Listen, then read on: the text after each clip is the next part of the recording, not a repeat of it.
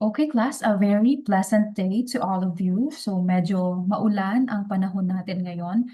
And also, I'll be joining the Escofar and therefore wala ako ngayong week. So this will be our topic naman talaga na tatalakayin for this week. So our lecture 2 and science communication. So what was our last topic? Kung kayo ba ay aking tatanungin. So from there on, di ba inaral natin kung ano ba ang science communication.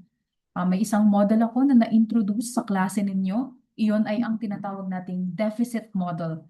So dito class, ano-ano pa ba yung mga models aside from deficit model na ginagamit natin sa science communication? Specifically, the models of public communication of science and technology. When we say public communication of science and technology, it's the act of really promoting science to the public um, to help them understand kung ano ba ang ipinaliliwanag ng mga scientific discoveries na to at ano ang benefits ng mga tao, no, na makukuha sa science. Anong nagagawa ng siyensya at magagawa ng siyensya para sa lipunan. May class. So ngayon, pag-aaralan natin yung apat na pangunahing models ng science communication. Let me just annotate this slide.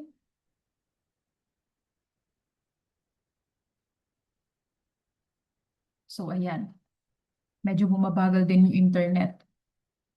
So bear with this discussion regardless of the situation, class, because yes, kailangan nating mag-aral, kailangan nating matuto. Okay, so class, dito pag-aaralan natin again yung apat na pangunahing models ng science communication. So these models are showing us kung paano nga ba, no, ipinapasa yung scientific knowledge from the expert to the public. And also, ano ang papel ng audience sa prosesong ito. So from these four models, the deficit model, number one. Second is the contextual model. Third is the lay expertise model. And lastly, the fourth one is the public participation model. Ano ba ang role ng audience sa lahat ng to, no? Ano ba yung ipinapakita nitong framework ng pagdaloy ng information from the scientist or the experts to the public.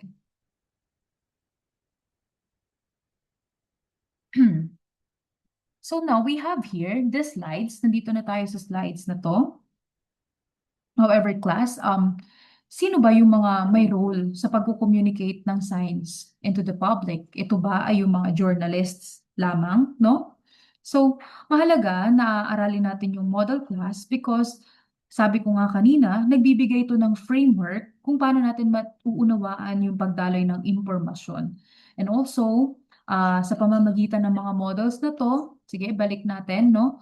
Napapakita dyan kung paano nga ba kung ang audience nga ba, ang gusto kong sabihin ay kung ang audience nga ba ay tinatawag nating wait lang, the passive receiver ba sila o yung mga tinatawag nating active participants.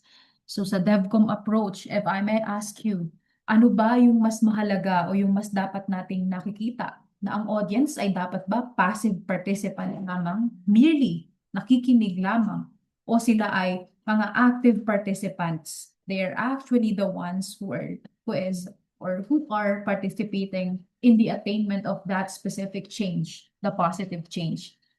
So yun po. More on, so dadating tayo dito, hindi lahat ng audience kasi class pare-pareho, no? Minsan kailangan magbigay ng different information depending sa audience nating kausap. Minsan kailangan din pala natin silang pakinggan. And also minsan, hindi lang pala pakikinig, but also kailangan natin silang kausapin. So dito class, yung nakikita dito, maraming tao at organization yung tinatawag na kasama or involved dun sa science communication. So nabibilang dito class yung mga journalists, television and radio producers. They are all exploring the scientific topics as well as sino pa ba mga museum curators, no? Iba pang mga professionals like us, the DevCom people, no? Na kayang gawing mas madali maintindihan yung science para sa publiko. Kaya nilang i-communicate itong science na to sa mas madaling salita sa mas madaling mga ways para sa public. So, matanglawin ni Kuya Kim, ni Drew, the NSTP or NSTW ng DOST sa una nating lesson. So, yun po. Lahat ng mga tuklas ay actively participating sa tinatawag nating promotion of the public communication ng SNT or the Science and Technology. Okay, so let's study first the first model. This one is the deficit model. How we pronounce it? Deficit. Okay, so from the word itself, deficit. Ano ba sa Tagalog ang deficit? Kulang, no? Kulang or lacking. So yan ang tinatawag nating deficit model.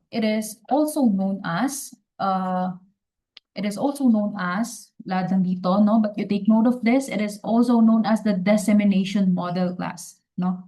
Dissemination model or the science literacy model. Bakit? Sinasabi kasi ng deficit model na yung mga tao kaya skeptical or doubtful, nagdududa sa madaling sabi sa science, it's because hindi nila naiintindihan. Wala silang kaalaman about the science discoveries.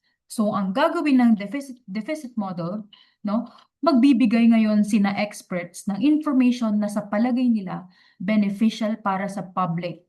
At ang role ng public dito, tatanggapin lamang nila yung information na yon. Nothing more, nothing less. So, ang mga tao rito, class, ay tinuturing na passive participants. Anyway, intro pa lang yon.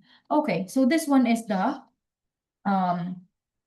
slide related sa tinatawag nating deficit model. It's a journal, the publication, no, na pumapatungkol sa science literacy.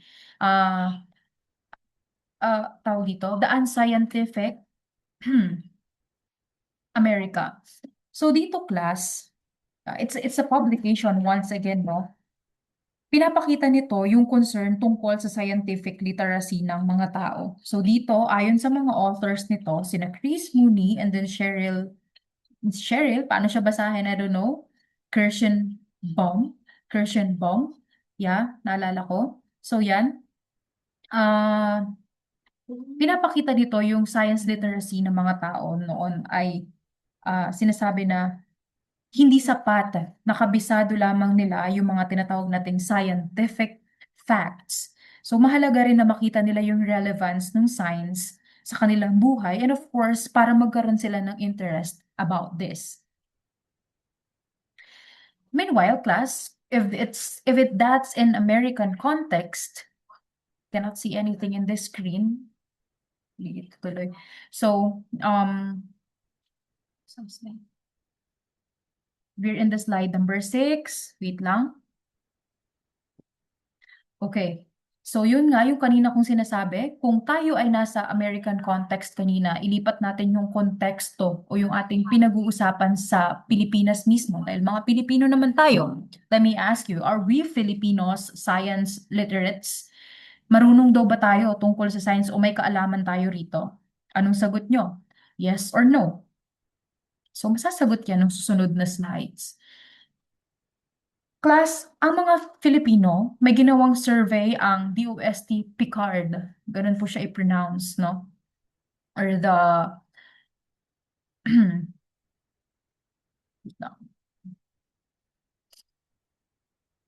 So, the DOST Picard, ang kahulugan nito is department, one of the government agency din siya ng DOST, no? The Department of Science and Technology, Philippine Council for Health Research and Development, the DOST Picard. Philippine Council for Health Research and Development. So in 2018, gumawa sila ng survey regarding science and technology literacy ng mga Pilipino. So dito class, nagkaroon sila ng mahalagang mga findings. So una-una dyan yung tinatawag nating awareness. Lumalabas dito class sa survey nila na maraming Pilipino yung may tinatawag na awareness sa science concepts. However, meron pa ring mga tao or marami sa mga tao, lalo na sa rural areas, yung kulang sa pag-unawa kung tungkol ba saan yung mga to. Okay? For example, climate change. Tanungin nyo yung mga tao sa lugar ninyo if narinig nila yung climate change. Narinig naman, marami sa kanila makakasagot ng narinig naman. Tanungin nyo yung mga kabataan, narinig mo na kung ano yung climate change? So, do you know what is climate change? That is the next question. Kaya ba ipaliwanag kung ano yung climate change? That is the question. So, when it comes to awareness, many Filipinos are aware of the key scientific concepts. That's the example na ginamit ko kanina. But there are gaps in understanding, particularly in rural areas. Hindi lahat ng tao in short class ganap na nauunawaan ang mga scientific concepts na meron tayo. So mapalad kayo, mapalad tayo na meron tayong education like this na ipauunawa sa atin. So the second one, the second key findings na natuklasan ng DOST card ay when it comes to the education. So dito sinasabi na mataas yung science literacy ng mga tao na merong mas mataas na educational attainment. No? Ganun pa man class, kahit yung mga edukadong tao, minsan nahihirapan pa rin silang intindihin yung mga complicated uh, uh, scientific terms and also scientific issues. Bakit? Hindi naman kasi experts, kahit ang mga educated people na ito. Kaya nga like ko sinasabi, may mahalagang role ang mga development communicators, ang mga science writers, science journalists regarding science communication. Okay, so the next one, the next finding, yung pangatlo, it's all about the media and communication. So dito sinasabi na malaki yung papel ng media no sa pagpapalaganap ng scientific information. However, class, there is still a need for more accessible and engaging science communication. Dapat daw mas appealing pa ito sa public, mas nakapang hihikayat, no? Media and communication. The best example that I can give regarding this findings of DOST Picard is what this is Lance. Yan. Kung ano ginagawa ni Lance, for example. So, dito, di ba ang mga kino-content ni Lance is all about the science-related matters. Si, ano yun, Let Me Explain Something. Yun, yung mga pinapanood ko, mga creators. So, dito, ako personally, mas pinapanood ko talaga dati. Mas pinapanood ko si Let Me Ask Something. Ewan ko ba, parang mas nauna ko kasi siyang mapanood kaysa kay Lance. However, si Lance kasi ay naging famous naman talaga, nag-boom bigla, no? Magaling din naman din si Lance. So yung dalawa na yun, isa sa mga content creators ngayon na nagpo-promulgate ng science communication and science literacy sa mga ordinaryong tao. So mabuti yung kanilang ginagawa. Just like how Kuya Kim did in Matanglawin, what Drew Arellano did in AHA, nung may AHA pa. Ngayon kasi class wala na eh. Tambay ako sa TV kaya alam ko yan. So yun po, may malaking role ang media and communication sa pag-promulgate or pagpo-promote ng science communication and science understanding sa ordinaryong mga tao. Okay, so now let's go in this slide. It's all about the knowledge gap hypothesis by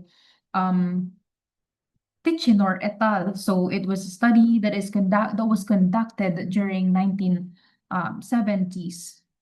So ano ang sinasabi ng knowledge gap hypothesis class? It's one of the important highlights of the deficit model.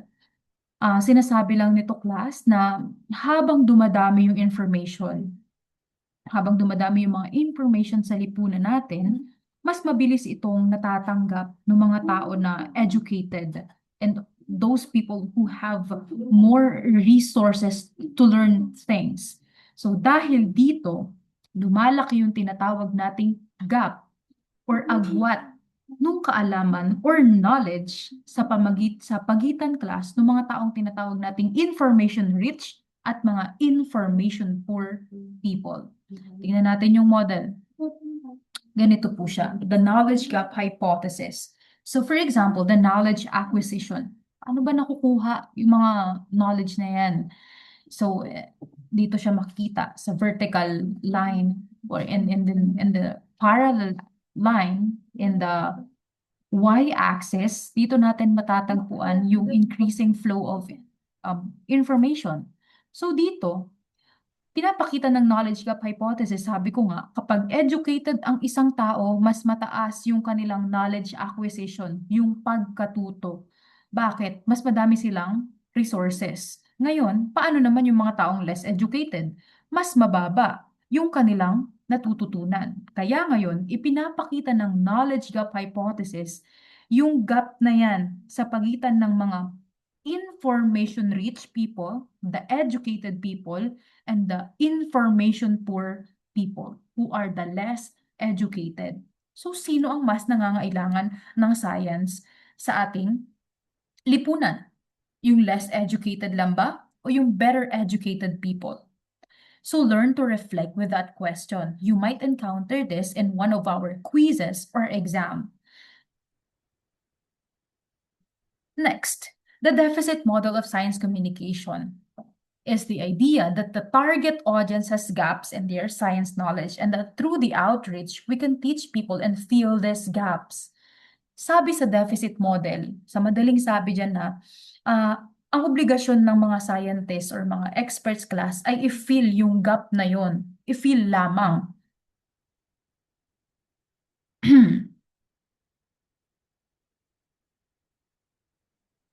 So, puntahan natin. Sige, bigyan natin muna ng example yung dito, knowledge gap hypothesis. Sana na naunawaan na natin, no? The better and educated people.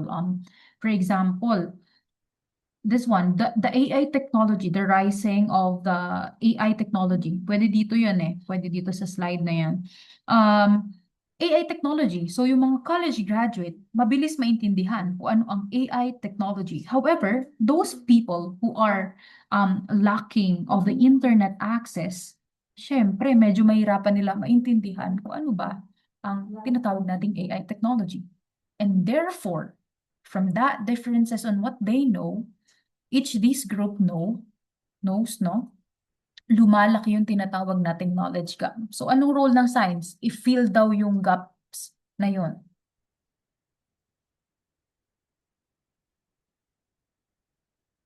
So, dito, no? Ano yung mga formula na mahalaga nating tandaan?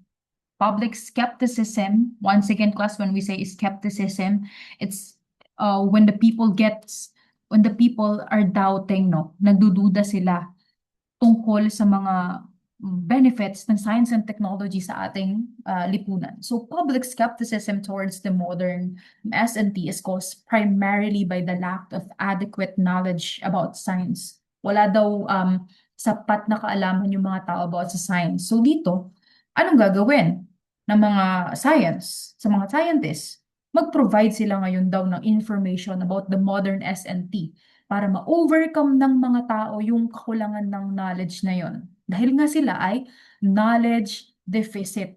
Papasok ang konsepto ng deficit model of scientific um, communication. Walang alam si tao, bigyan natin sila ng kaalaman.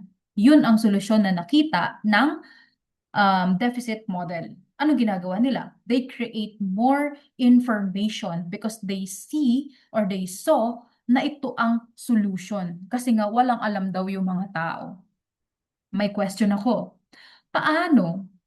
Paano ngayon if hindi naman pala yun yung kailangan na information ng tao? Hindi natin alam yung context na pinagmumula nila.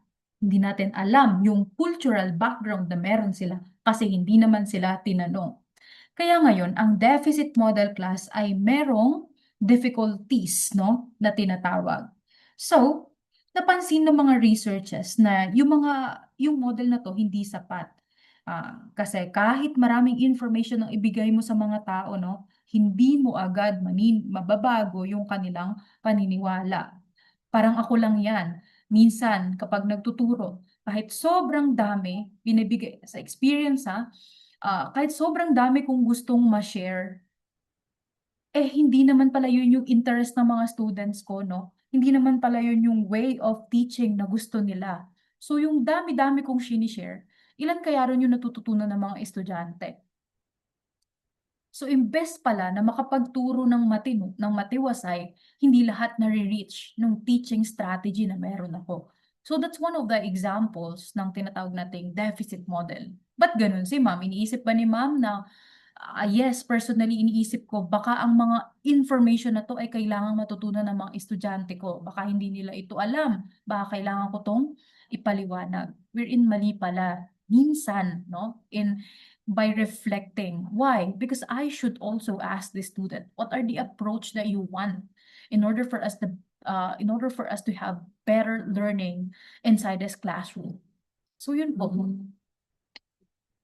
There has been little attention or other forms of knowledge. Malalaman nyo yan sa mga susunod na models. Baka hindi naman pala lahat nag-e-enjoy sa pakikinig. Sabi ko nga sa inyo. So the percentage of the public correctly answering the factual questions has not changed in 25 years. Hindi na bago agad. Kasi nga, once again, kahit gaano karami yung gusto mong ibigay na information sa public, if hindi naman yun yung kailangan nila, hindi sila nare-reach noon, wala pong mangyayari. Okay? So this one class, this is the summary of this, what do you call this? Model.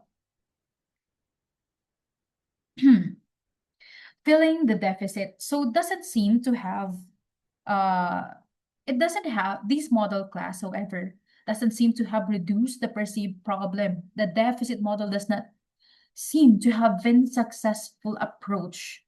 Hindi daw siya ganun ka-successful. For example, yung topic na pinagawan ko sa inyo ng information, nag-iintay ako may gumawa ng about sa vaccine no? Pero naunawaan ko, may time limit kasi activity nyo.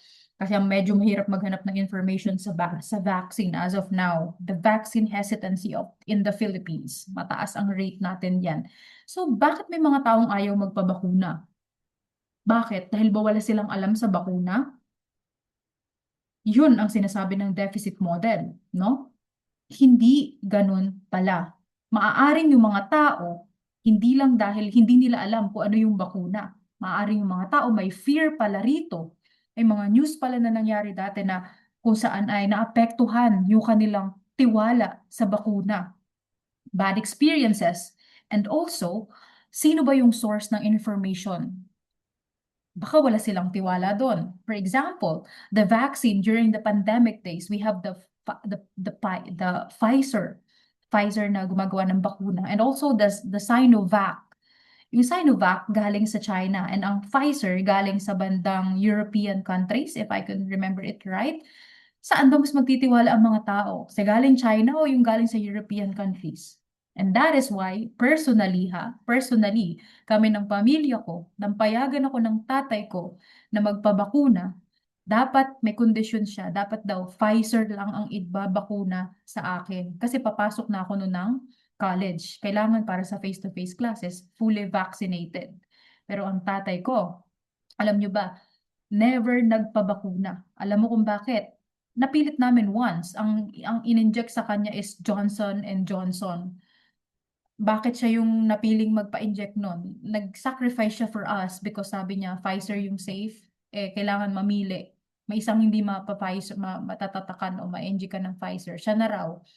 Sobrang ayaw nun magpabakuna, no? Talagang ayaw. Napilit lang namin. Bakit? Kasi nung lalabas na yung mga tao, inalalabas na nila at allowed na, tawag dito, kailangan niya magmaneho, kailangan niya ng permit, vaccination card, yon. Kailangan na bakunahan siya. So, nagpabakuna siya kahit talagang ayaw niya. Tapos kami, napilit namin na siya yung magpabakuna. Sa barangay namin, parang kami yung kahuli-hulihang nabakunahan dahil ang tatay ko talagang ayaw pumayag. Bakit? Hindi dahil hindi alam ni Papa na mabuti yung nadudulot ng bakuna. Dahil si Papa nadala, may takot siya sa mga bakuna na yan. Kagaya yung Dengvac siya. Ayun, nakita niya yung news na yon. Avid listener ang papa ko ng radyo at TV. So mula nung marinig niya na yun, lahat ng bakuna ayaw na niya. Ayaw niya kaming i-risk doon. So yun, yung deficit model hindi siya applicable para sa lahat. Baka yung tao may takot, iba yung kanyang kaalaman. Kaya ngayon, pumunta tayo sa susunod na model. Ito class yung tinatawag nating contextual model.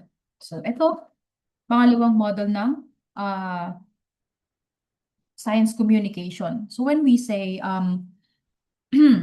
contextual model class, ipinapakita kasi, nakita ng model na to, no, yung limitation ng deficit model.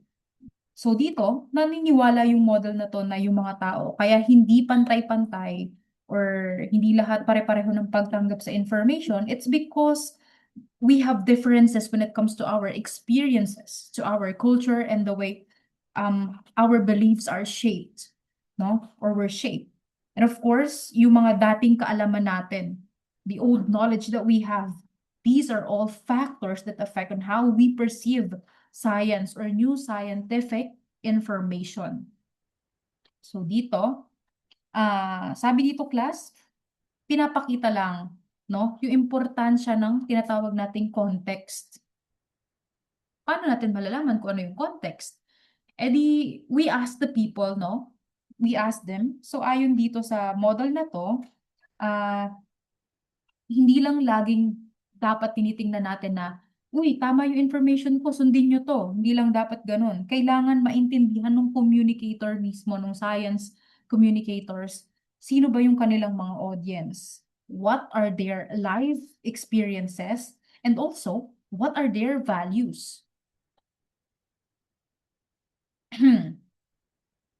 So, for example, contextual model, no? Magtuturo ka ng climate change, for example, sa farmers.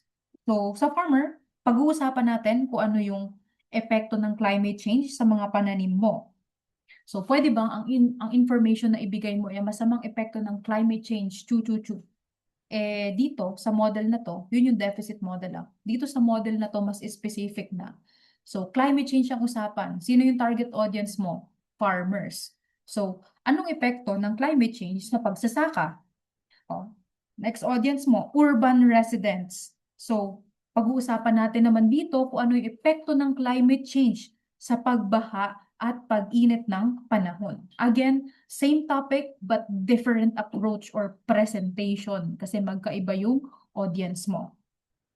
Okay? So, yan po. So dito puntahan natin, ayan, sinabi na nga natin, no? Contextual model, paliwanag ko lang to, acknowledges that individuals processes information according to social and psychological schemas. Ano ba yung psychological schemas? Ito yung mga tinatawag nating mental framework. Magkakaiba tayo ng karanasan, no? At way of thinking. And that is why we have differences in perceiving information. Saan ba pinaka-applicable itong tinatawag nating contextual model class? Sa health communication, for example. Kaya siya nilagay dito sa slides na to, no? E natin nilagay. Bakit? Dito pinaka na-apply itong model na to. Paano? For example, yung sinabi ko sa inyo kanina, no? Tingnan natin, for example, sa nasa ospital ang dalawang pasyente. May findings ang doktor sa kanila, health communication. So, yung mga health professionals, matagal nilang alam na hindi pare-pareho yung understanding ng mga patients tungkol doon sa information na binibigay sa kanila. So, halimbawa, itong mga patient na to ay meron palang diabetes, for example, or yung wala na lang type na sakit. For example, meron silang kidney stones. So, parehong diagnosis. Si patient A, maaaring naintindihan niya na kung ano yung kidney stone agad. Naintindihan na niya agad. So, ito yung mga way of paggamot na dapat po sa inyo, ma'am. So, unti-unti, tinanggap ni patient A kasi meron siyang pangunawa dito. Ngayon si patient B, ino-offeran siya ngayon ng mga treatments, gamot na mga kailangan niya inumin at magawa para mawala yung kidney stones. So maaaring si patient B class is matakot siya or magkaroon siya ng kalituhan, fear. Kasi nga baka yung background niya dito is hindi lahat ng inoperahan nag-success or nag-succeed. Maaaring iba namatay. Baka yun yung naiisip ni patient B. So, ang gagawin ngayon ng mga science communicators in the application of contextual model is to change the approach in communication. I-adjust nila paano kaya to mauunawaan ni patient B nang hindi siya natatakot. And that is why health communicators will offer him or her another options. So baka ayaw niyang magpa-opera. Ma'am, ito ang other option para sa inyo. Uminom po kayo ng mga gamot na ito. So si patient B na dating takot magpa-opera, baka pwede na mawala naman yung kidney stones niya sa pamamagitan ng pag-inom ng gamot. Magagamot yung sakit, magagawa yung purpose ng science in application ng tinatawag nating contextual model. Inalam mo yung context ng tao. May takot pala siya. Kaya ibahin yung approach ng paggamot sa kanya. So yun po. Next, ano ngayon yung mga criticisms ng model na to, no? Ano ngayon yung mga tinatawag nating experience, tawag dito, criticisms ng mga model na to.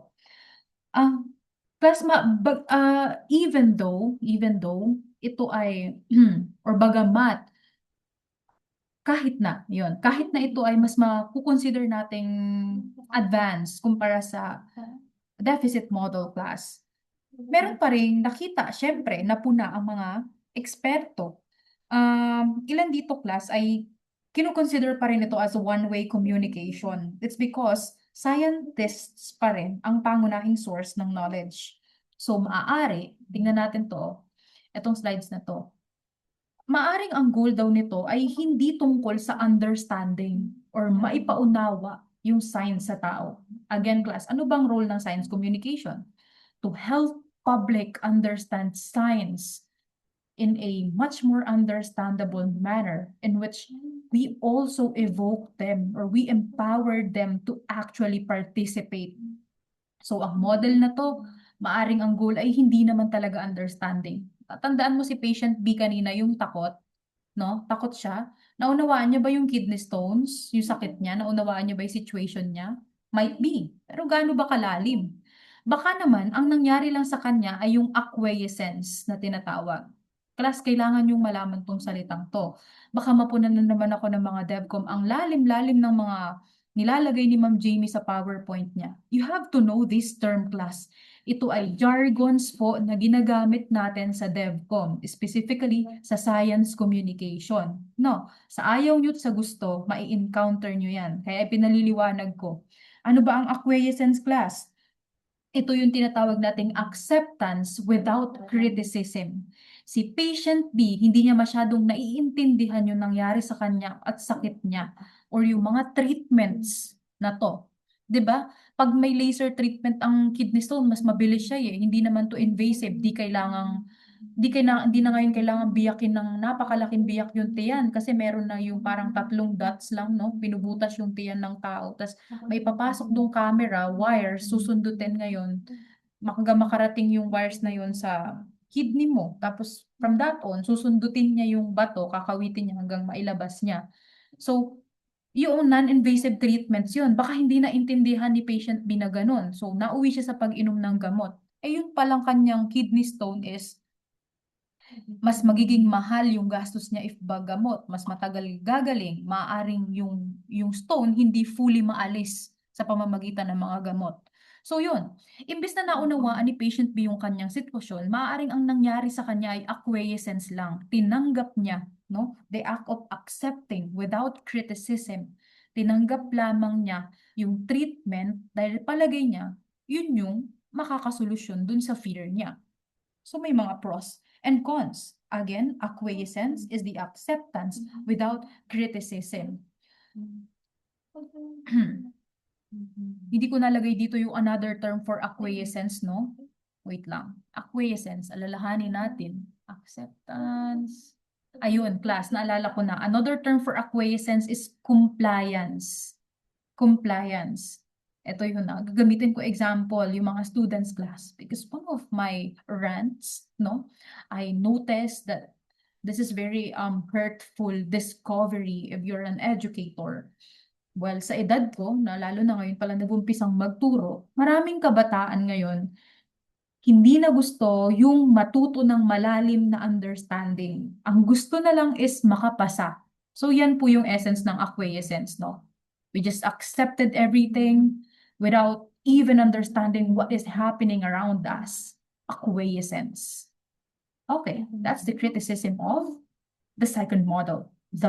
What is that model? The, nakalimutan ko kung anong model tayo, nawala sa aking isip. It's the contextual model. Yarn.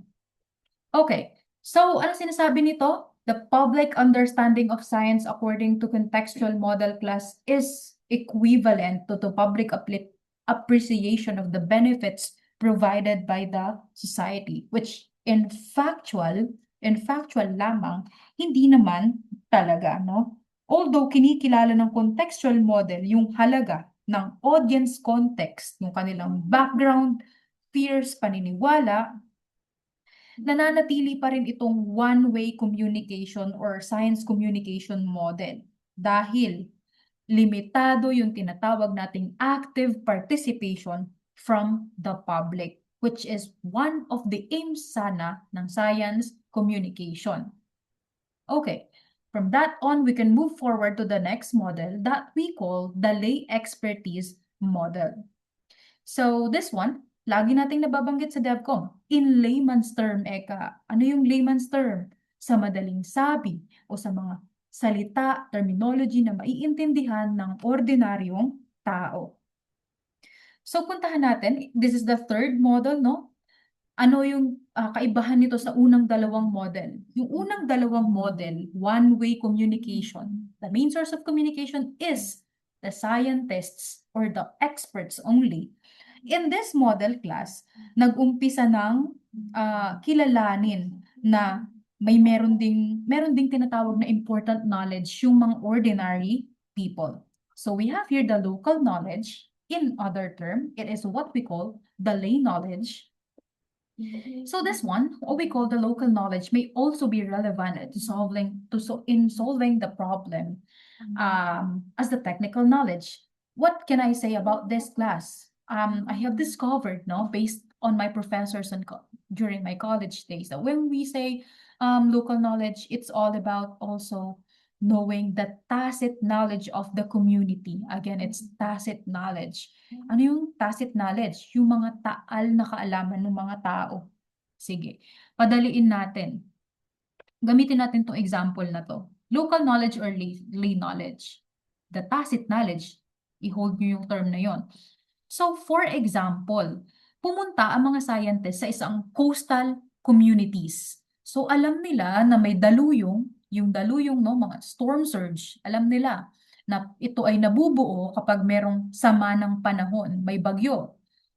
Yun ang alam ng mga scientists. Ngayon, ano ang alam ng mga tao or ng mga tao doon sa coastal regions na to about sa daluyong? So, maaring sila alam din nila kung paano ito nabubuo, although hindi in a manner na science ang kanilang basis, but more on what is happening around them at yung mga knowledge na naipasa sa kanila nung kanila pang mga ninuno, no? So, dito class, sige, tingnan natin ng mahalaga. So, ano ba yung alam ng mga tao rito? So, bigyan pa natin ng isang example. For example, sa coastal area na yon, merong mga mangingisda. So, hindi lang ang mga scientist ang may kaalaman tungkol sa dagat, no? At mga isda. Baka yung scientific explanations, alam ng mga scientists, or hindi baka. Definitely, alam yun ng mga scientists. Pero, yung mga mangingisda class, meron din silang tinatawag na tacit knowledge or malalim na kaalaman tungkol dun sa mga galaw ng dagat at sa mga isda. Yung mga magsasaka naman, kung tayo'y nasa kalupaan, no? Iba yung kaalaman nila sa lupa, 'di ba? Sino ba yung ako kasi may mga tito-tita noon sa bundok, nagtatanim kapag daw kabilugan ng buwan. Ito daw ay merong magandang ani. Wherein, totoo naman, no? Pag daw umaani, bakit? May relationship pala yung buwan yung nagiging basis ng mga tao roon. Pag mabilog ang buwan, masagana ang lupa, scientifically pala, hindi naman dahil malaki yung buwan, masagana yung lupa. It's just about the season. Kapag kabilugan daw ng buwan, mas maayos or paano ba, basta other may scientific explanation about that eh. But yeah, I hope you're getting my point, no? Na ah, hindi lang yung mga scientist ang merong karunungan. Meron din kaalaman yung mga public. That's what we call the local knowledge or the lay knowledge. So, yeah, yun yung mga, yun yung isang tinitingnan ng tinatawag nating lay expertise model. Ibig sabihin, hindi na lang po scientist class ang pinagmumula ng information. Inaalam na rin natin yung information from the ordinary people. We're talking about them right now. So dito, just wait for me. Inom lang ako.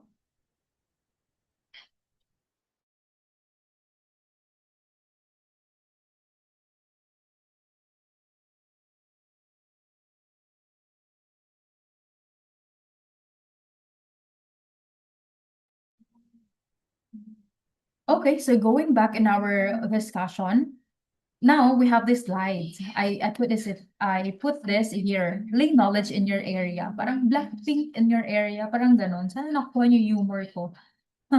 Okay, so lay knowledge in your area. For example, we have this. Yan. Sorry, nakakamalat, no? Maghapon akong nagpe-prepare ng mga video lessons talaga for the entire week na mawawala ako. So, hinuli ko na yung sa DevCom dahil mahaba. Isang buong chapter yung inyo eh.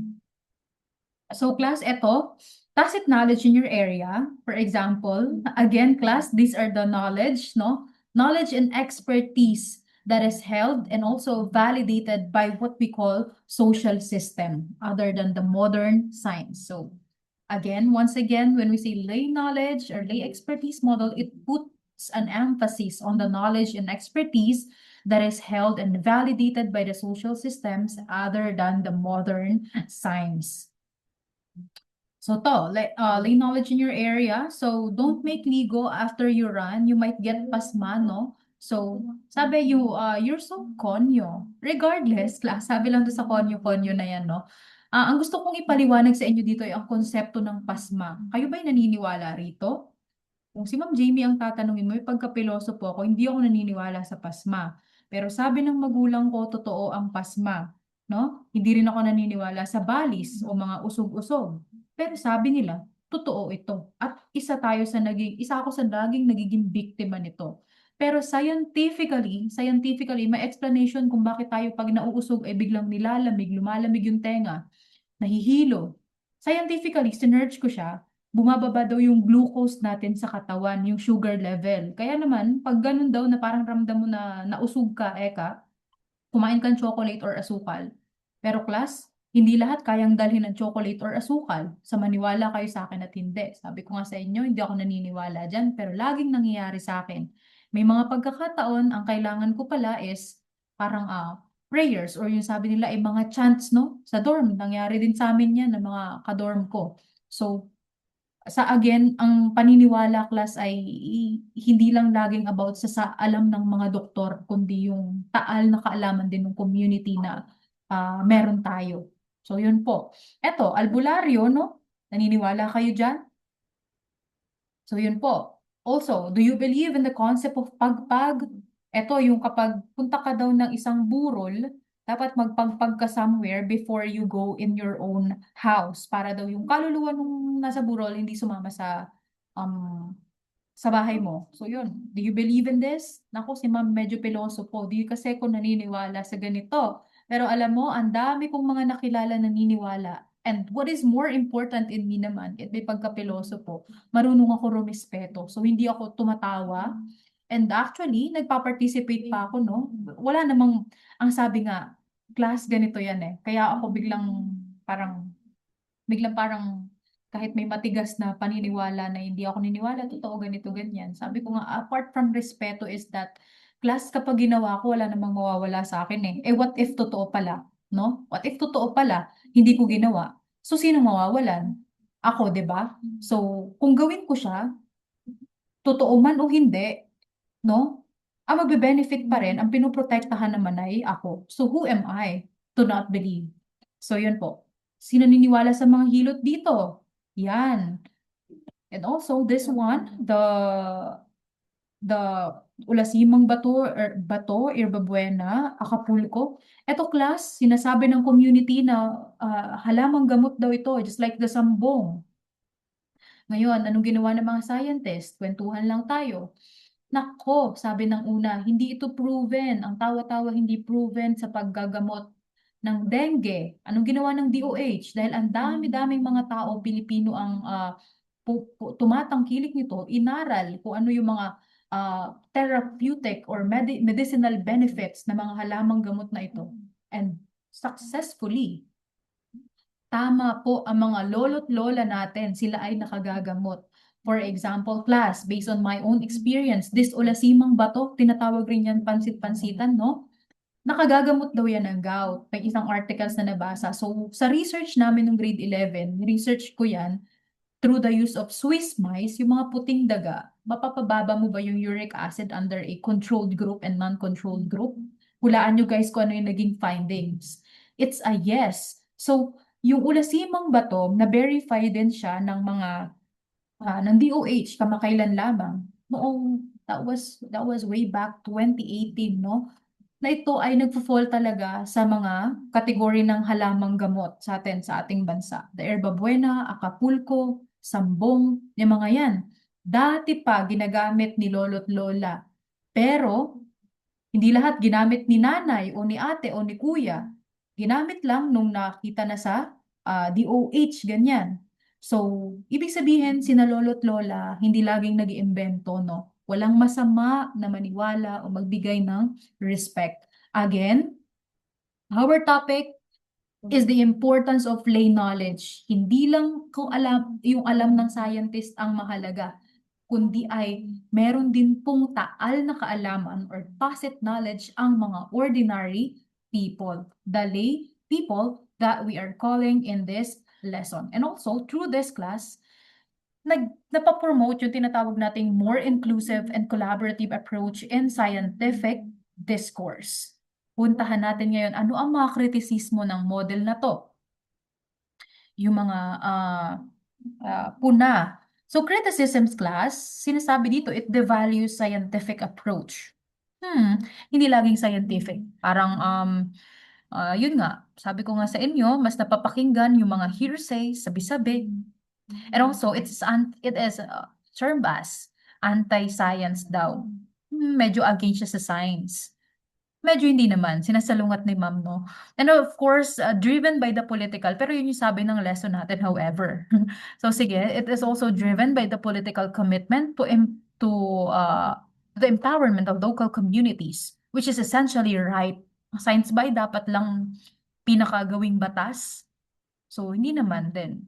So anyway, these are the criticisms of lay expertise model. So are we good in here?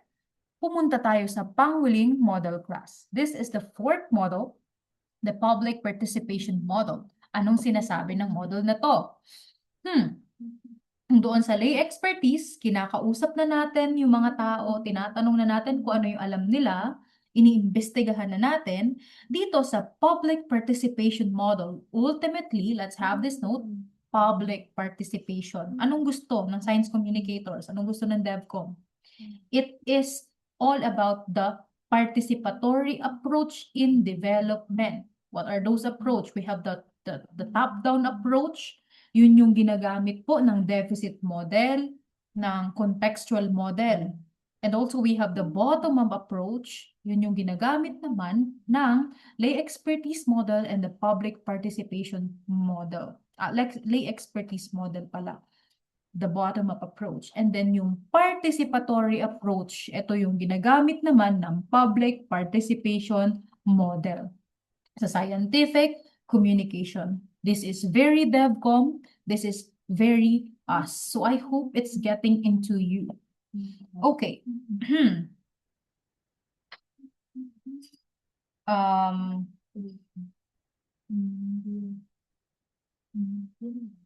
Okay, so now we have here.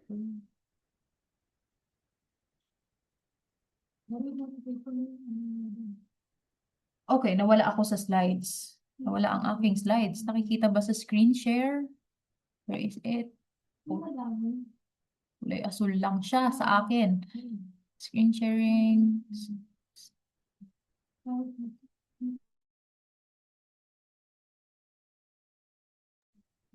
Okay, so ayan, medyo sa nakikita naman pala. So, once again, kita naman pala. Let me just annotate once again. So, ayan. Pag sinabi nating public participation model, ito yung tinatawag nating most democratic model among the four.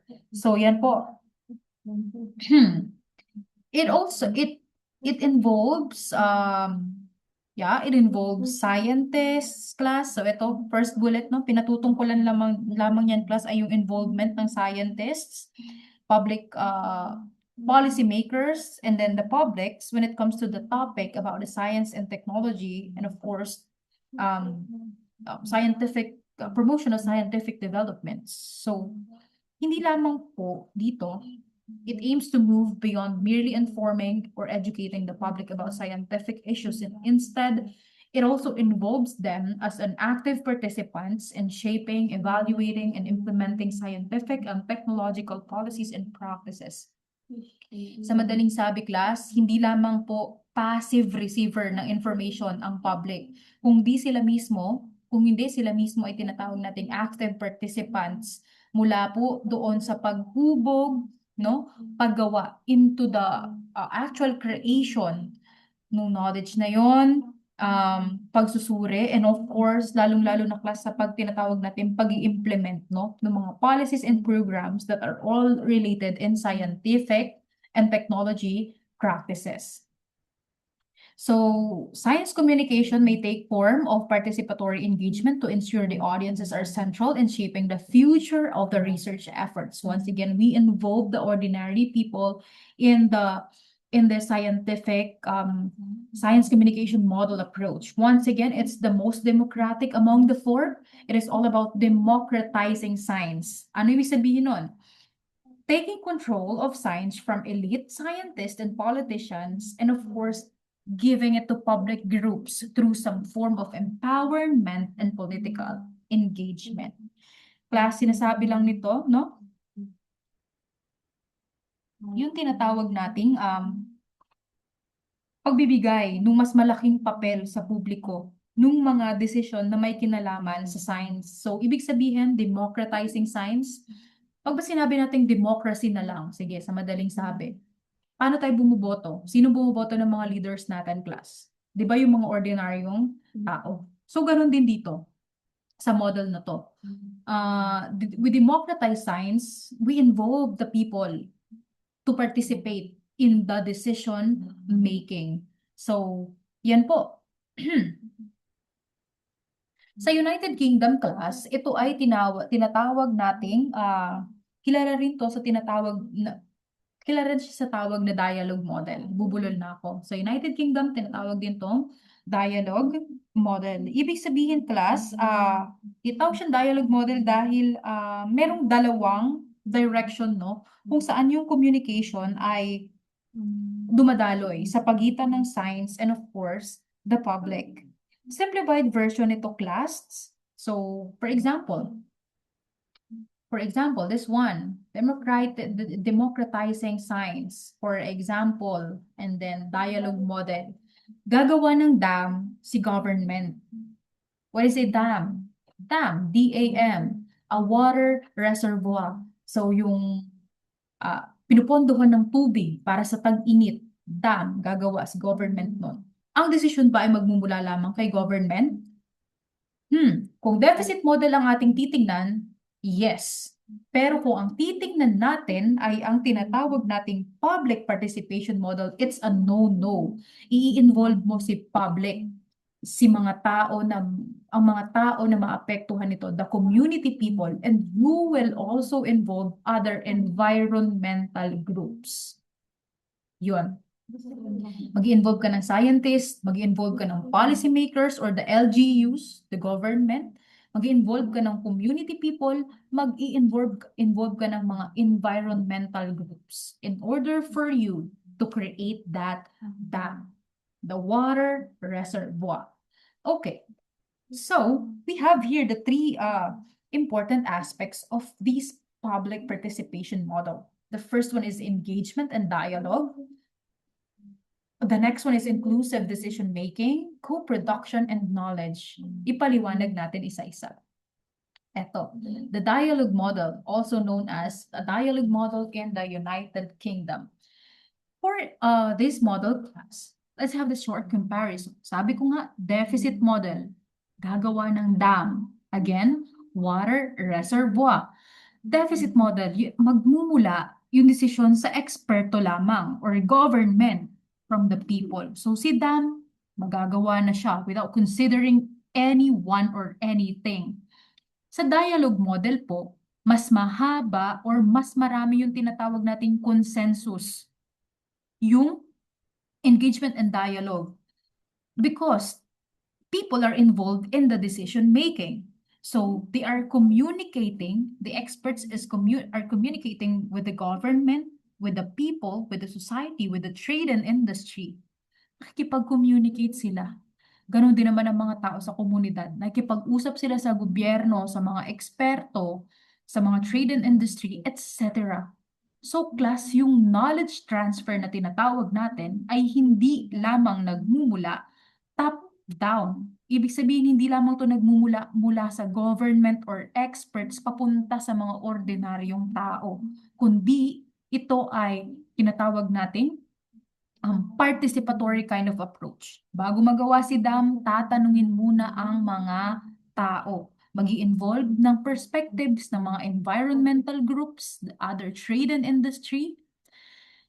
Isasangguni kay expert, isasangguni ni gobyerno, ibubuuin ni gobyerno ang desisyon noon pa lang gagawa ng dam.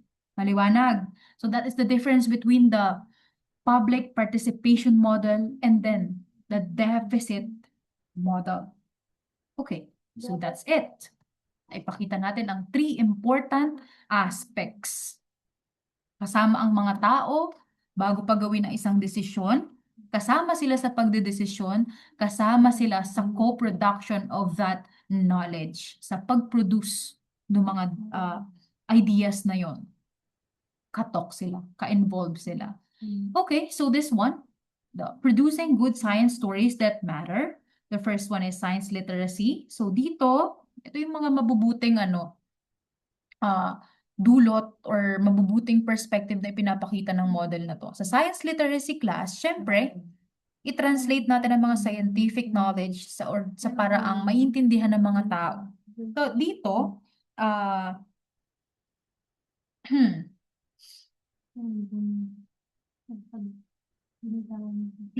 the purpose is to, of course, how do we view the public here? Walang sapat na knowledge, and therefore, the communication approach or the communication style that the experts are doing is all about educating. People are just passive receiver. The next one, in contextual model class. So dito, may sarili ng context. Ibig sabihin, tailored yung message. Ibig sabihin, tawag doon, specified yung message para sa pangangailangan ng isang tao. Next is the lay expertise. So dito, may sariling knowledge yung mga tao. Tinitingnan na ang mga tao ay may sariling knowledge at bina-value ito, no? Hindi lahat ng scientific knowledge ay yun na lang dapat yung pinakikinggan. Halaga din yung taal na kaalaman, the tacit knowledge of the people. And that is why what the scientists are doing here in their communication style is they are listening.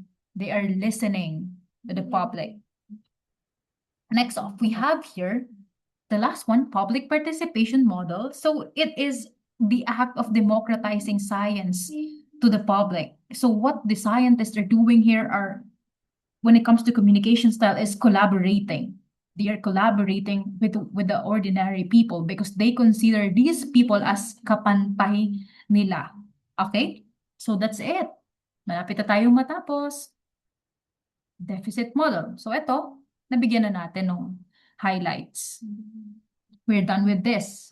Next, the last slide. So each of these models can work in tandem and collaboration to create a more well-rounded communication strategy. Ultimately, it is all about using the model or combination of models that's going to help you achieve your science communication goals. Anong sinasabi ng slides na to? Class, wala namang perfect model. Wala talagang perfect model, ano? Dahil nakadepende po yung gagamitin nating approach, communication style, or model, depending po sa pangangailangan ng isang community. Baka naman, hindi naman palagi dapat na may mga rapid decisions pala na dapat ang gamitin natin is magdesisyon na agad ang scientists.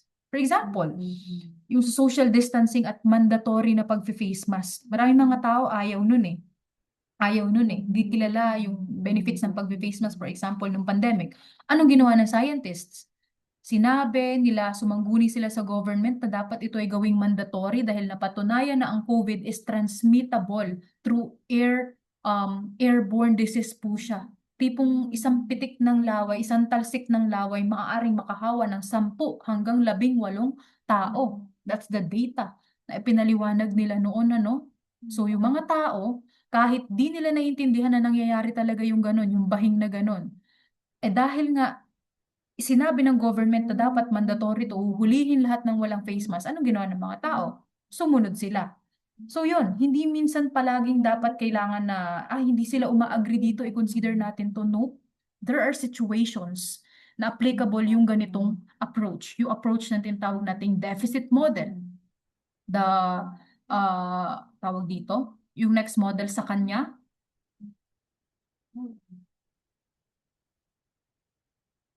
nawawala sa aking isip ang mga salita. Lay expertise model. Ano yung sumunod na model doon? We have here the next model. Yun. Naalala ko siya, letter C. Contextual model. So, baka naman kailangan na muna na itong, kung hindi man deficit model, baka ang applicable pala is contextual model. And sa mga major decisions class, for example, in the usaping PAC Silica, so sa palagay nyo, ano kayang model o science communication model? Kasi if you're going to look in the perspective of science communication class, may benefits naman talaga yung PAC Silica, no? Yung act noon sa ating bansa. But class, kung titingnan natin sa isang perspectives naman, ano ba yung mga detrimental effects nito? Yung mga hindi magagandang epekto nito sa ating lipunan? Sino ba talaga yung magbe-benefit? The public o yung mga magtatayo lamang nun? And also, how sure are we, Filipinos, na tayo ang magkocontrol doon? So, ang sinasabi ko sa inyo, class, bilang DevCom, you must avoid being biased. Dapat tinitingnan natin parehong perspectives. And from those perspectives, ina-assess natin sino ba talaga yung mas magbe-benefit? Ano ba dapat yung mas pinoprotektahan natin? Is it the good of the majority or the good of the minority? Okay, class. So regarding that, tapos na yung ating discussion. Once again, these are the 4 communication or scientific communication of public communication in science communication. So that's all, class. This will be the topic for the entire week. Aralin ninyo. Next week, we will have our quiz regarding this. Pagbalik ko. Goodbye and thank you, class.